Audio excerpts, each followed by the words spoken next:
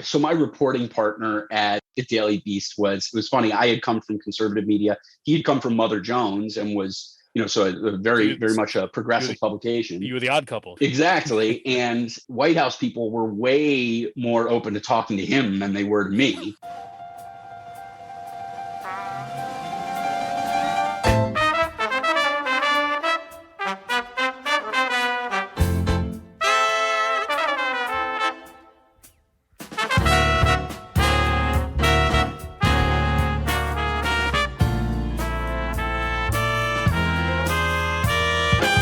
Dave Bolger here, and welcome to Had I Known, a show that explores the journeys of some of the most interesting members of the Hamilton College community.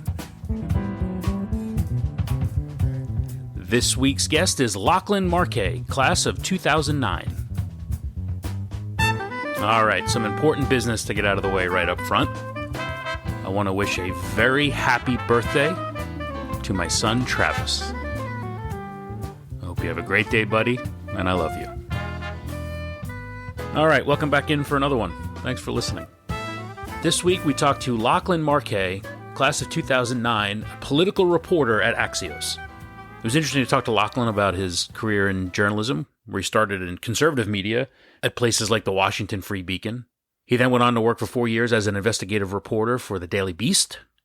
While at the Daily Beast, he and his reporting partner, Aswin Subsang, published their first book, Sinking in the Swamp: How Trump's Minions and Misfits Poisoned Washington. Also, while he was at the Daily Beast, his reporting helped uncover the Lev Parnas, Igor Fruman, Rudy Giuliani Ukraine mess, something Lachlan and I talk about. In a crazy world where the news cycle seems to be on overdrive constantly, it was fascinating to get a chance to talk to somebody who's on the front lines of it. If you're interested at all in modern journalism, this one's a fun one. So I hope you enjoy my conversation with Lachlan Markay, class of 2009.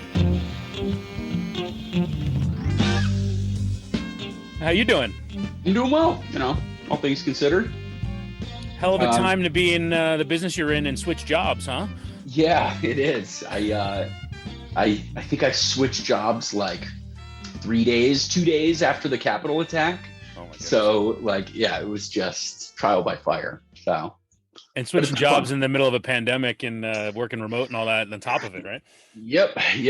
And, last year was I got engaged and I bought a house and it was just massive, massive changes amid this just total craziness. So, yeah. So it's been interesting.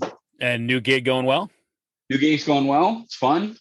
It's high pressure, but that's good. So. Feels like one day you turned around and Axios was this huge thing. It felt like it came out of nowhere. Yeah, well, they're only 4 years old. Yeah. The guys who run it are really smart dudes. They're very savvy. They know the news business. Of course, Axios's most widely known reporter is Jonathan Swan. Yeah, of course. And he has probably done more, hands down, more than any one individual to raise the profile of the organization. So, well, just one interview in particular, just sort of send it to the next Exactly. Yeah. It's an interesting format, that Axios takes in terms of boiling it down and formatting it out for someone like you who has been a writer for a while and a journalist the way you are, where it seems like you like to pick at threads and find the story. Is that a hindering thing for you, or do you have to find your way through that a little bit? Yeah, it's got its benefits and its drawbacks.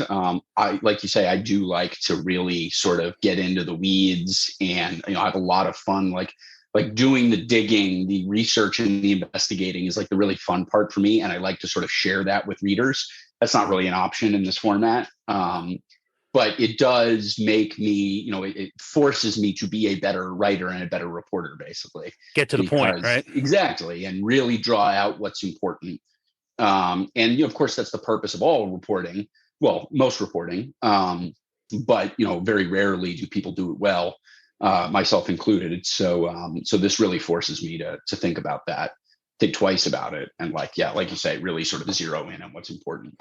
I'm always curious for for someone like you in a media landscape like we have now, Axios let you get to the point, but in a short attention span sort of world, and you're working on things, to truly do the due diligence and investigate like you do, it takes time. Um, how hard is that to be able to dig into the stories that you dig into? Well, I'm not like, I don't do the sort of magazine style long Sure. form reporting so much. So even when I'm doing kind of getting into the weeds, it's not usually, it is more conducive to sort of the kinetic pace of news these days. And like the thing that I really like about that type of reporting at Axios is rather than, I come across some newsworthy bit of information during the day, just in the course of my normal research and digging. Whereas another publication might say, okay, hang on to that bit of info, see if you can find some more context and then wrap it all into a longer piece. They just say, go, get it out the door, get 200 words, 300 words on that, and like get a quick little hit up on the site. And I really like that approach. Gotcha. And it's an approach that's very conducive to like the Twitter era. Sure. Both with the speed that you're doing it and, to be honest, like nobody's reading more than 300 words generally anyway. So, right. So the whole premise of the organization is like, get all the information that you need right up top in a they call it smart brevity is the trademarked term actually. So rather than chase a story, build it, and then unveil this massive sort of piece, you can actually, that's a way to bring the reader along on sort of the threads you're picking up.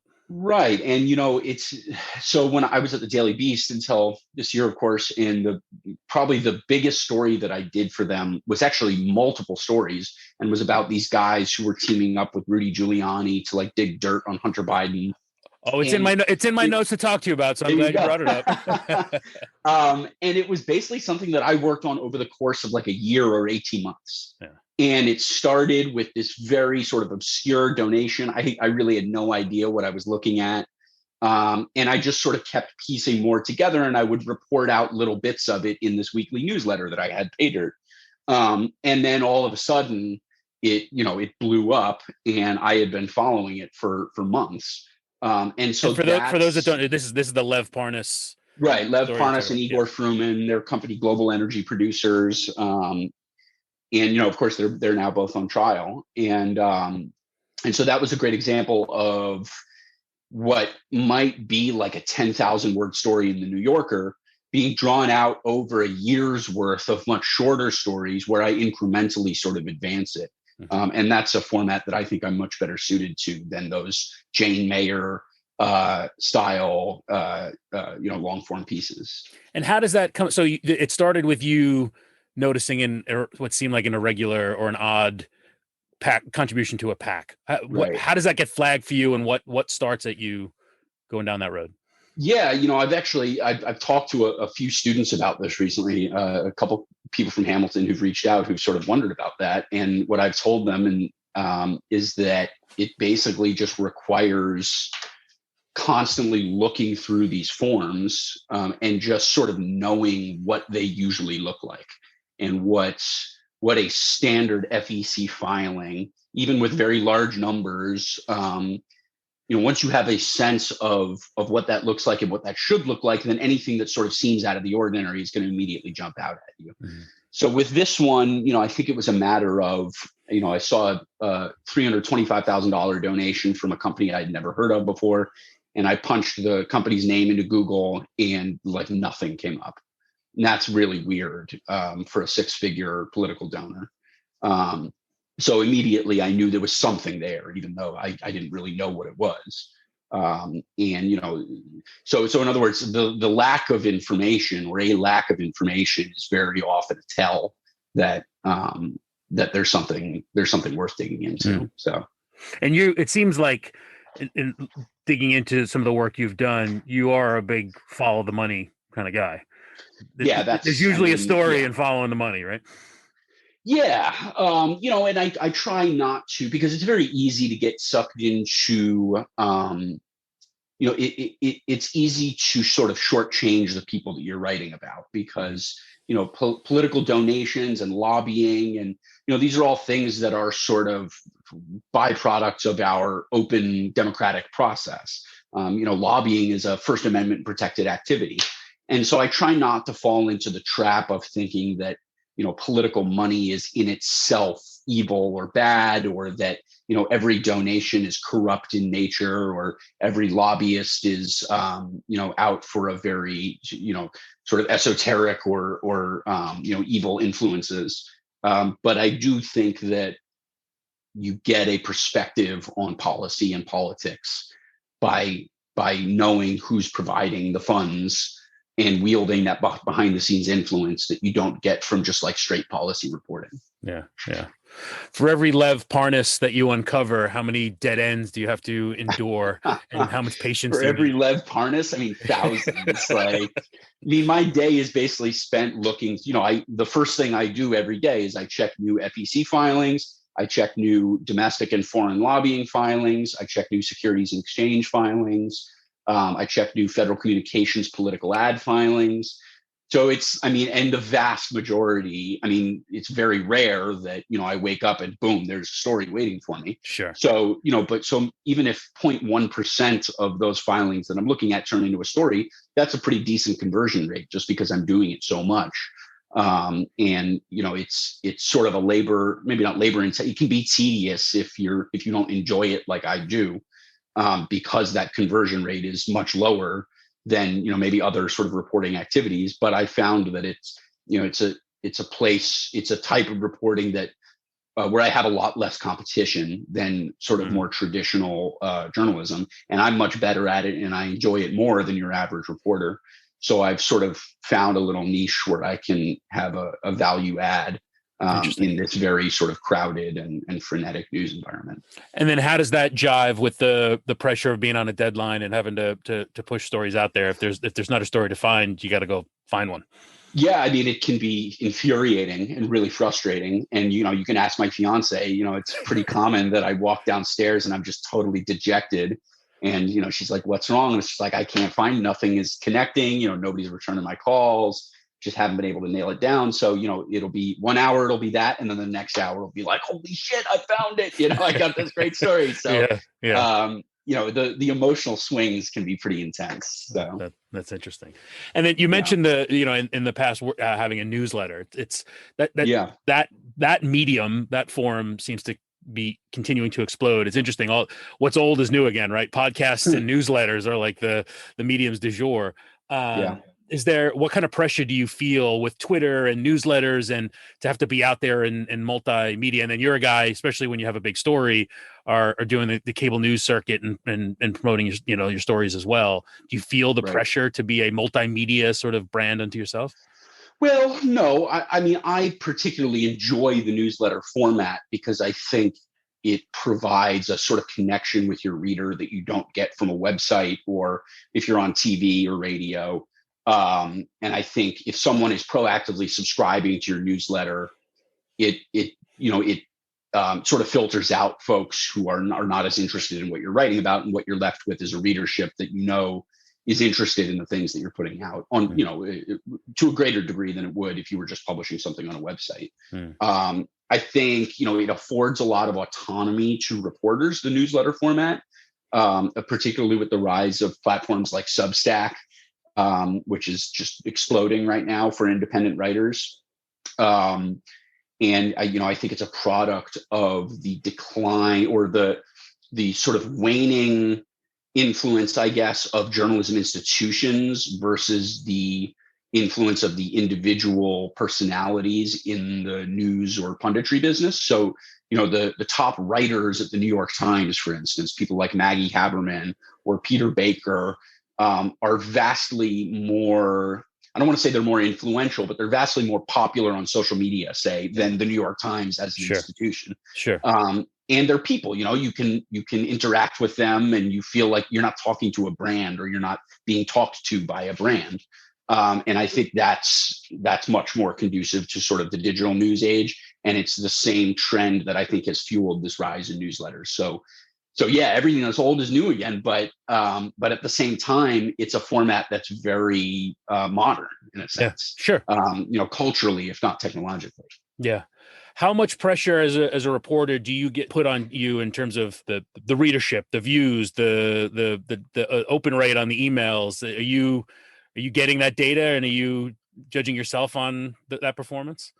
I'm not, and I thank God that I'm Oh, not. okay. Oh, interesting. Like I'm lucky enough to work, and the Daily Beast was the same way, and the Free Beacon, where I was before that, was the same way. To work at places where I don't have access to that information, and I'm not held to, a standard of, like metrics like that. Yeah. Oh, that's interesting. There certainly, yeah. I mean, there are newsrooms where there's a lot of attention paid to that, and maybe it's just the places where I end up. I mean, just by virtue of their philosophy sort of gelling with mine, that those are the sorts of environments where I thrive. But allows you to do your work without worrying about that stuff, right? And and I've worked at places where their metric of success is not necessarily measured in financial terms, although everyone wants to do well, and certainly Axios is doing very well as far as I can tell financially. But the real metric is like getting scoops, getting stories, having influence, people talking about your work. So, that's how I judge myself, and I'm glad to be at a place that judges me that way too. To that point around getting scoops is the other thing I'm always curious about. How aware are you, or how much time do you spend looking at the competition? And I mean, is there a competition of keeping track of the scoops one versus another? Yeah, I mean, it's like, it's extremely competitive. And the Trump era really, there was this boom in investigative sort of money and politics reporting, because it was just, there was so much like corruption type stories to be had. And, especially among major media outlets, of course, the Times and the Post and all of the rest always had investigative reporters. But I think they really elevated internally and as sort of voices of the institutions, people who do that sort of reporting. And you saw more emphasis on like White House teams towards that type of investigative reporting. So I was actually brought on at the Daily Beast in February 2017 as a White House reporter, but it was with the understanding that I would be doing sort of money and politics investigative coverage of the Trump White House and the administration and the larger sort of universe of people around the president. So there was certainly plenty of material to work with, but the competition was also more intense than it had ever been for people doing my type of reporting. And, I'm only ever interested in writing stories that are new, that nobody else has. So, you're always sort of keeping an eye on what the competition is doing to ensure that you're advancing the story or getting something that no one else has. And there's no better feeling than beating someone else to a story, and there's no worse feeling than getting beaten to one. So yeah, that's interesting. I'm really fascinated to get into your journey, and, sure. and we'll get into it. But since you made the point, I wanted to pause on it for a minute and talking about joining the Daily Beast and becoming a White House reporter. You had come from, as I understand it, a conservative news outlet. Were you walking in there as, he's okay because he's a conservative reporter, into the lion's den of you're still a member of the media, therefore you're fake news? No, so my reporting partner at at the Daily Beast was funny. I had come from conservative media. He had come from Mother Jones and was, so a very much a progressive publication. You were the odd couple, yeah. Exactly. And White House people were way more open to talking to him than they were to me. It's like, at least, they considered me, it was like I had been lying all these years about what I really believed, now that I had joined the media and the Daily Beast of all places. Wow. At least my reporting partner Swin had been honest about being a Marxist. I had pretended to be a conservative for years and then sold out. So the perceived apostasy was even worse than if I had been ideologically opposed from the outset. That was my perspective on it, at least. And wow, that's interesting. Yeah, I got a lot of ribbing, certainly from like former colleagues and sources and acquaintances after I made that switch. Wow. Are you still painting with that brush now, do you feel like? A little bit maybe. It's interesting. I've come to realize that the major ideological divide in media is not really liberal conservative.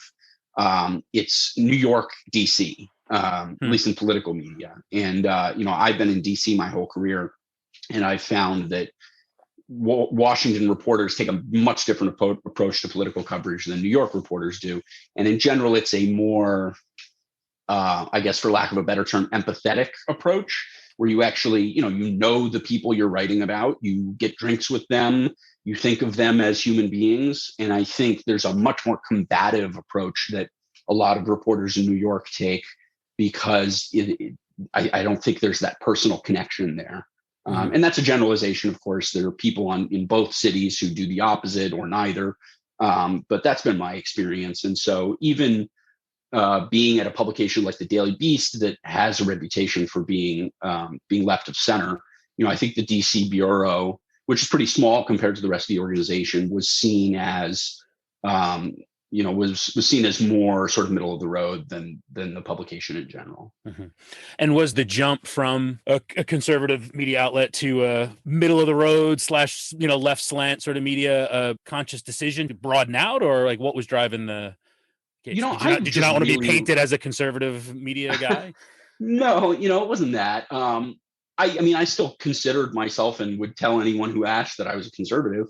And I just really liked the Daily Beast. And I had liked them for years. I thought they were punchy and funny and irreverent and just did hard-hitting, good reporting. Their opinion content is almost uniformly left of center, or at the very least was, sort of never Trump at the time. But I just really enjoyed the attitude that they had. And it was a similar attitude to what I had at the Free Beacon, which was a conservative publication, but had a similar sort of irreverence and kind of devil may care attitude that really appealed to me. Daily Beast like to call themselves a highbrow tabloid. And I thought that was sort of a perfect way to approach covering the Trump administration. So it was a lot of fun. I was reading up on some of your work before the Daily Beast, and there was a headline of that Free Beacon was it was some liberal outlet had said it's conservative media, but boy, they're good. And it was a credit to the reporting and the work that was doing, that it wasn't just taking the talking points from the Republicans and regurgitating them, but actually doing real work. And I think that was a testament to some of the stuff you were doing there for sure. Yeah, there was a few years there. I joined in 2013, and I want to say, it was like 2014 and 2015 where I feel like the Free Beacon really did a great job of kind of convincing people that not just necessarily conservative media, but ideologically driven media could do real serious reporting. That was when I really started going fully into this kind of investigative track. And, I did a lot of digging into groups like the Democracy Alliance, which was this big network of progressive donors, and, exposing a lot of who they were supporting in this, massive multi-million-dollar network of political donations. I was really proud of the work we did there. And, I don't know, it just showed me that if you're producing quality journalism, you can kind of break through the, natural kind of reticence to buy into anything that sort of brings an ideological bent to the news. Do you feel like your ideology informs the work you do now, or did you leave that behind with the Free Beacon? It sort of became an impediment more than a motivating factor. It was a motivating, part of it was I was never really a Trump fan. And, and it became clear to me that nobody cared about my opinion about politics. So that made it easier for me. There's no reason to share it if nobody cares. I'm not convincing anyone, clearly. But also, I don't know, I've always sort of been ideologically, I guess, in the opposition in my professional life. And I find that it's much more fun to be a reporter taking an antagonistic approach towards whoever's in power at a given moment. And that's a lot harder to do when you are sort of on the team of whoever it is in power, or you're expected to be. Not that the Free Beacon would have restricted my reporting, but um, it's harder when you're at a conservative publication to sort of stake out that ground as adversarial towards a Republican administration.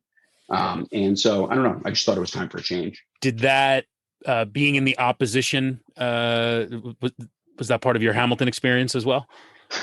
It definitely was. I wrote a paper about it my senior year in an English class I was taking, and I recently went and dug up the paper, and I was just cackling reading it. And it was sort of one of the reasons. I mean, when I got to Hamilton, I was like stridently socialist, basically. And how did you end up at Hamilton? Well, I went to school in Connecticut, went to boarding school there, and the headmaster of the school I was at I believe he and his son were both Hamilton grads. So I sort of knew about the school through him. I'm from Hudson Valley, New York, so not too far away. And I think, if thinking back on it, I'm pretty sure it was the writing, the focus on writing in Hamilton was, I think, what really drew me to it. I knew I wanted to study government or IR or something along those lines. But I've never been particularly good at test taking, and I've always been particularly good at writing. So like that component, the idea of being able to write a paper instead of take a test was like immensely appealing. Sure. So I think that's what drew me. So you get there, you're a socialist, and then you realize there are a bunch of others here, so I'm going to be a contrarian and become a contrarian. Yeah, exactly. I think I just really like to argue, but I had never really been exposed to conservative thought. And so I think when I decided, well, I'm going to stake out the other side of this, I was like, well, now I need to go figure out what the other side of this is.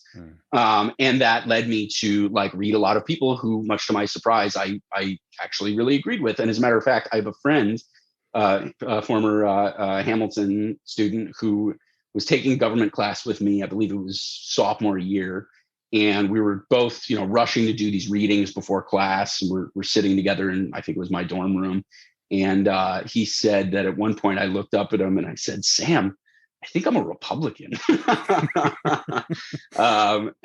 which I'm sure came as a shock to me at the time. By the time I got to my senior year, I was fully, I think I went libertarian at the time, and really enjoyed arguing with people. And that kind of drew me into the sort of ideological blogging and reporting that I started doing initially. Got it. And did you know while on campus that this was the career for you? I knew I wanted to go to DC. I knew I wanted to be involved in politics of some kind, but I didn't necessarily know it was going to be journalism. I interned at Roll Call, one of the newspapers on the Hill, my junior year, which was awesome. Really enjoyed it. But I think I was still, I wasn't sure if I wanted to go, Capitol Hill staffer or some, more of a writing track. I ended up initially at a digital consulting firm, doing a little web design and stuff like that and blogging on the side. So it was sort of a happy medium. But, it took me a few years to really figure out that journalism was the track for me. You mentioned students reaching out to you. What do you tell students who are trying to get into this business?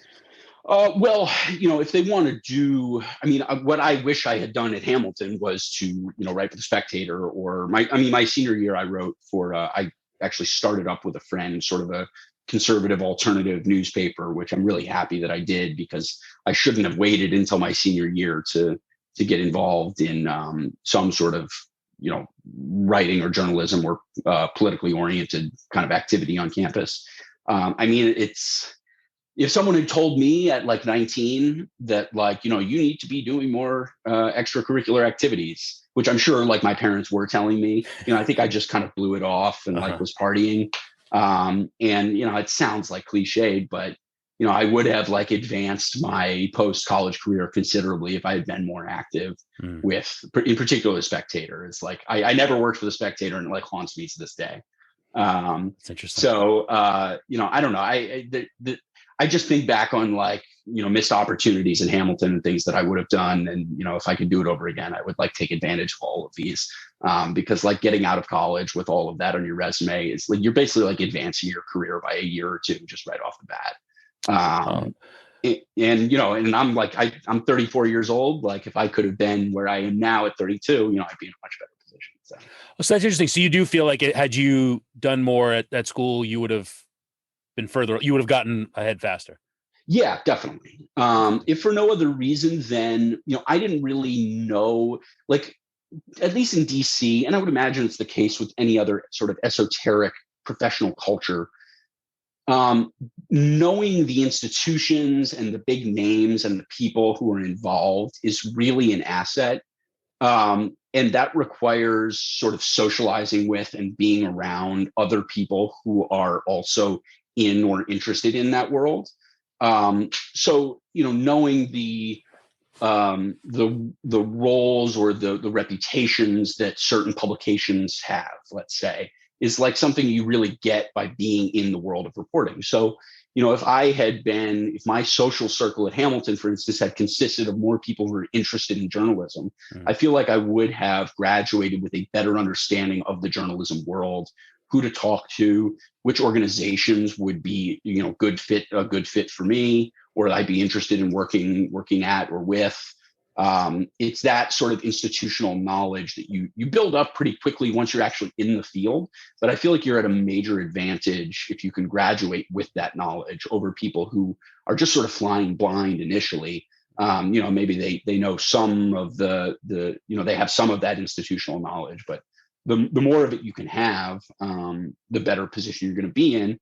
And at college, really, the only way to have it is to sort of immerse yourself in communities or organizations where that's sort of the focus, and inevitably you're going to pick up more than you would otherwise. Right. And you missed an opportunity to be the conservative columnist for the Spectator, right? Piss people off. Yeah, exactly. It would have been fun. I could have been lobbing bombs. It would have been great. Yeah. Did that lead to any uncomfortable moments for you on campus, or any challenges? Or I'm sure I came off like an asshole in some of these classes, because I would I just would like pick fights basically. I don't know. I got the impression from some students that like they were like taken aback by like how sort of gleefully I would like argue with them. I was probably being more contrarian than merited at times, and that probably led me to like say some controversial things that might even get me in trouble these days. So yeah, I mean, it was. I don't remember too much of the specifics of it, but one I do remember was taking a class with Ambassador Walker, and he loved to do these simulations. So I think we were simulating a UN Security Council meeting, vintage Ambassador Walker activity, and we were each assigned different countries that we were representing. I was assigned Israel, which was a bad idea. and I think I just, I like had this fiery speech, like I was Bibi Netanyahu up there at the front of the class. And I think I really like freaked some people out. So that's one I remember. Huh.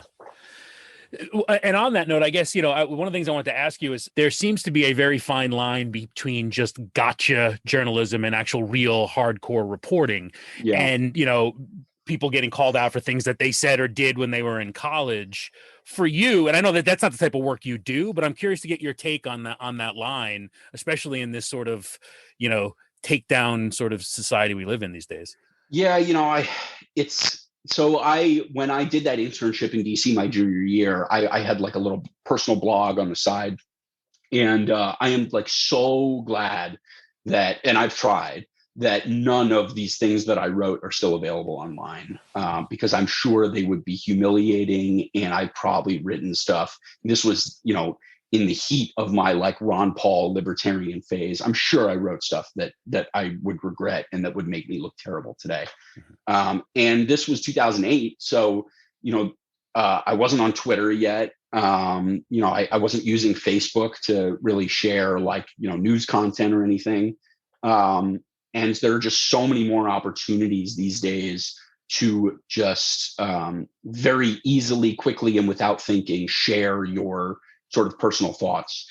And as someone who's gone through all these like ideological, I've just like flip-flopped, 2 or 3 times since I was in high school. The idea of being held to account for something that I wrote 10 or 15 years ago is just, it wouldn't feel right if someone did that to me. And so I think, if you're a student, you just have to be really careful.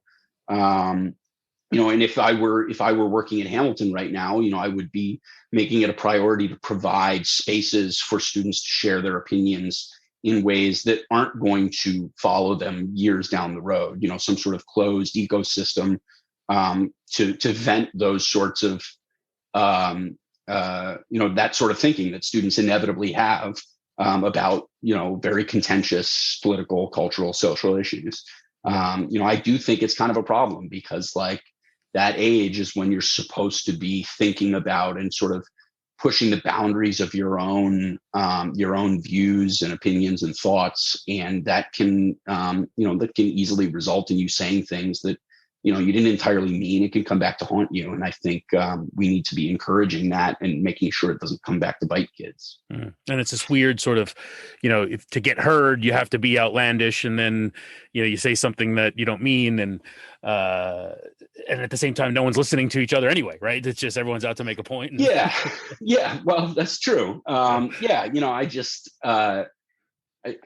I'd like to see more. The reason that I was so contrarian at Hamilton is because I didn't really see anyone arguing very much. I kind of saw all these opinions moving in the same direction, and it's something it just didn't sit right with me. And so if it were up to me, there would always be sort of a voice in these classrooms, whether or not they agreed with what they were saying, sort of pushing back on the conventional wisdom. And I think that benefits everyone in the classroom. And outside the classroom, I think it's just a good attitude to have within reason in life, in talking to people. I think it's always good to be sort of challenged in your thinking and conventional wisdom. So. Did you feel like by and large professors allowed that to happen? Oh, yeah, totally. Yeah, absolutely. I think they were great. And the small class sizes was so crucial to that. I took, I think, as many or more government classes than I was even allowed to. I think I had to petition the school to allow me to take more. So I was, that was the department that I was really in most of the time. But all the professors I had were awesome. I remember one specifically assigning readings, pick a topic and assign one writer from the right and one writer from the left. And I just thought that was a great approach to it. It was never anything but encouraging. So you're a big Twitter guy. How come I'm not seeing you and Klinkner battle it out on Twitter? Yeah, well, I would lose every time. Awesome. No, him and I probably agree more these days than we used to anyway. That's interesting. Yeah. So what should we be paying attention to now? I think, it got boring, right? It was interesting for you for a while. Now is it going to be boring for you now? Well, I don't know. It's hard to top the president proposing we drop a nuke on a hurricane that. It's tough to top that. But I do think that, there was a great column in the New York Times during the first impeachment, and it was called "The Corruption Before Trump." And it was about sort of the system that Trump was elected, whether or not he realized it, to take on. And it was this sort of post-Cold War neoliberal order, of people who go into politics and then they cash out to a lobbying firm and then they go to a think tank that's funded by defense contractors. And they're all kind of working towards the same goal of this Pax Americana, neoliberal world order. Which I tend to think is a good thing, but I also understand that it can be very unseemly and very corrupt. And I think we're sort of seeing a return to that post-Trump. It was very much what animated, I think, the Clinton, Obama administrations, and I think we're seeing it in the Biden administration. So I think there's still a ton to cover on that front. And I think the backlash against that sort of system that manifested itself in Trump is still very much a thing in this country. People are still very sort of fed up with that post-Cold War order.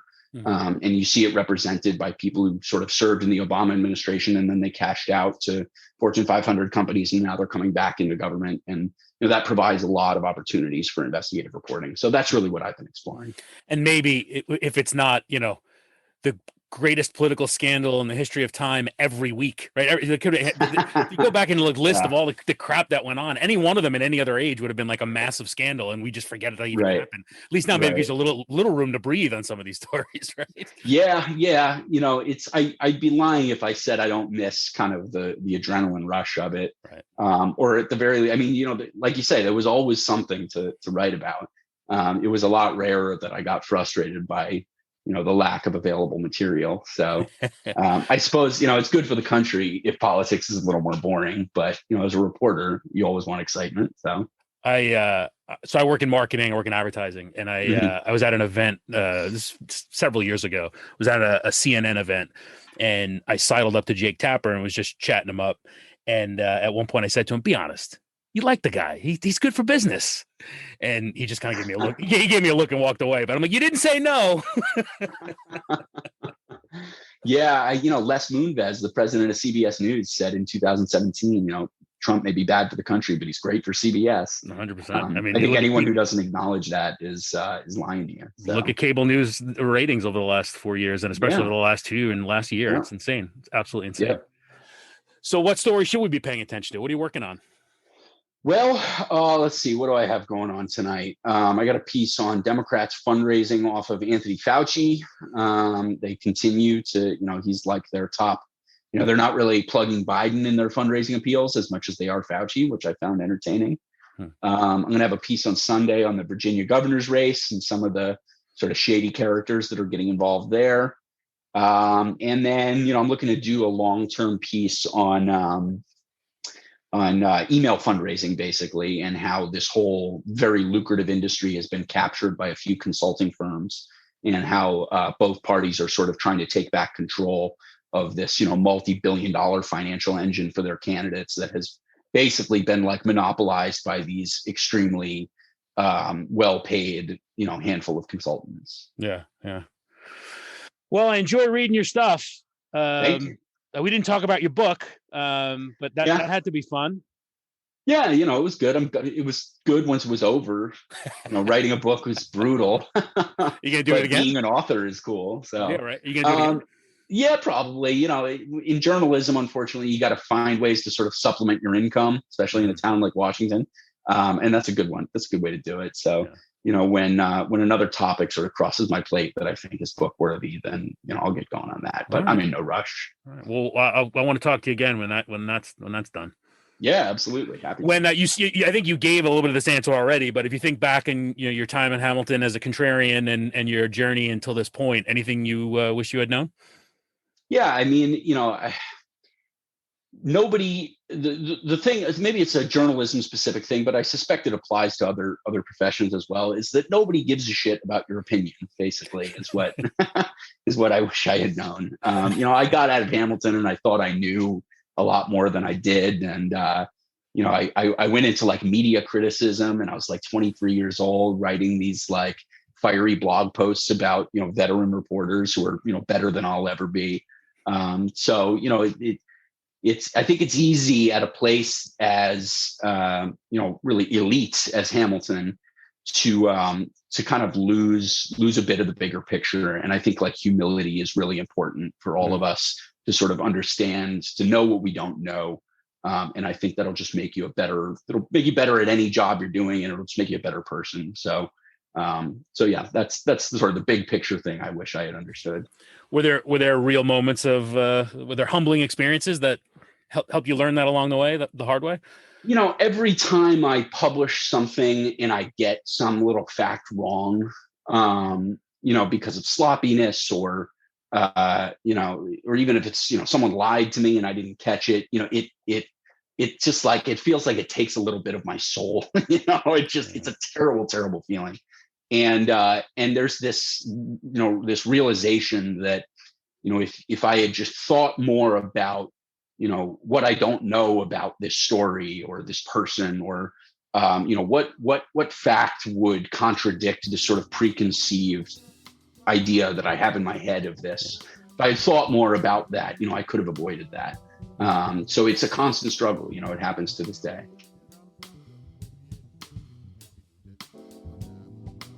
All right, that's Lachlan Markay, class of 2009. Interesting to hear his regret in not being involved in The Spectator.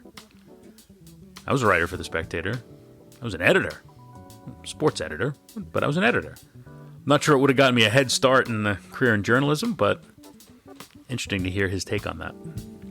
Also really interesting to hear him talk about his ideology and how it's changed over time and what that meant in his career. And obviously people's ideologies change. No one is the same exact all the time, although I think we think we are, and I think we think people do stay that way. So I appreciated his honesty in that. Be sure to check out Lachlan's work at Axios.com, and be sure to pick up his book, Sinking in the Swamp, How Trump's Minions and Misfits Poisoned Washington. My thanks to Lachlan for joining this week. I enjoyed chatting with him. You have been listening to Had I Known on WHCL-FM, Clinton, New York. HadIKnown.buzzsprout.com. Had I Known Show on social media. As always, my thanks to Dr. Michael Woods for supplying the music on the show. And once again, Doc is going to play us out. Hope you enjoyed the show. We'll talk to you next week. Happy birthday, Travis.